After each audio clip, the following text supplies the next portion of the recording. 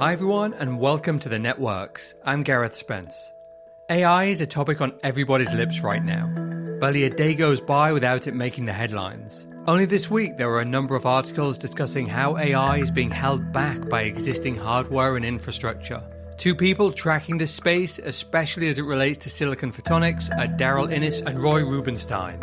In today's episode, Daryl and Roy join me to discuss how AI is driving the photonic industry forward and what innovations we can expect to see. Now, anyone familiar with the show will know that Daryl and Roy are old friends. For anyone who hasn't heard our previous conversations, Daryl is a consultant and author of many Omdia reports and co-author of Silicon Photonics with Roy. Roy is the editor of Gazettabyte, a consultant at Light Counting, and an author. Here's the show. Daryl, how is the sequel to Silicon Photonics coming along? We've had a number of stops and starts, started from the perspective of writing numerous outlines and chapter outlines and so forth.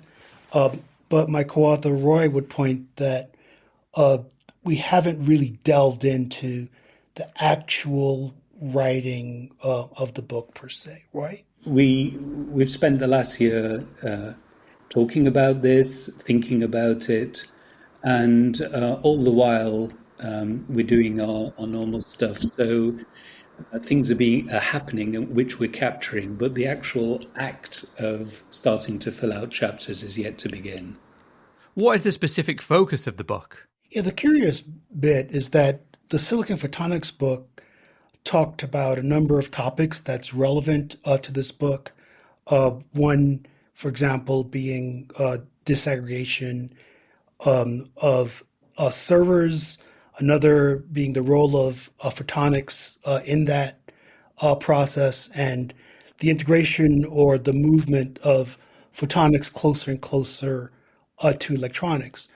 But it's funny when Roy and I bang around about this, what we realize is that there was nothing there substantive that was specifically targeted to artificial intelligence. And whether that's a shortcoming or not, don't know, but it was just a curious observation. And the thought that's really interesting, when we looked at silicon photonics, so in a way we were a little bit ahead in silicon photonics because we knew it would become more and more important and it would require or gain the attention of both semiconductor engineers, but also, of course, photonic engineers who bring them closer together. And we wrote it in a way where we were trying to write something that would be relevant to both. Now, what's happened with AI, and in one sense it's remarkable, is just how much it's the application to drive this, to bring this about.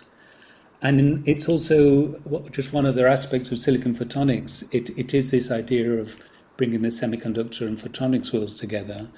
But what's really interesting about AI, it's totally rejuvenated or brought about this golden era of computing. Computing's always been important, but up till recently it was all about networking when it comes to photonics. Well, now photonics is becoming a key ingredient of computing, and that's what's so interesting. And of course AI is changing the very nature of computing. But just to be clear, I mean, silicon photonics has played a significant role in optical networking. And so the transceivers and transponders that have been developed, many of them use photonic integrated circuits, and oftentimes based on silicon platform. And so what AI is doing is driving the chips closer and closer, and specifically associated with computing. So silicon photonics has played a big role in optical networking, and now we're going to the next step, being driven by AI. And it's going to be more and more. In fact, recently, Light Counting pointed this out, that nearly half of all photonic transceivers will be silicon photonics based by the end of the decade. And that's a couple of tens of % more than it is now. What drew you both to this topic? The fact that there was just this constant drive for higher bandwidth, lower power consumption, density requirements, even some latency arguments that are used. Just the entire infrastructure that's required to support the application is photonics based, and silicon photonics hence plays a big role. So it's a natural step from where we were in the Silicon Photonics book to where we're going. And just to add to what Daryl said, you could even say it's an unnatural step in the sense of how quickly this has happened and the urgency with which it's driven so many things. So when we first started about the idea of a book, it was even, do we do just an update on what's been happening with silicon photonics? But AI is impacting in so many areas in terms of a technology driver and the hyperscalers in terms of driving technology.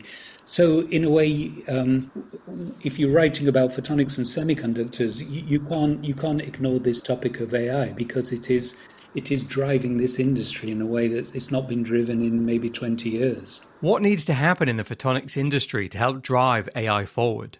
I think there are a few parts to this. On the one hand, from the photonics and the transceiver and the optical interconnect perspective, there's a very hard push for higher bandwidth, high density, low power consumption. And that is driving a number of companies to develop new solutions to support the application. What's important, though, is while on the one hand, the outlook is fabulous from a volume perspective, it's important to also have a clear picture up and down the food chain to understand, to make sure that what's being developed, the solutions that are being worked on, will actually realize themselves into a commercial realization. That's one part.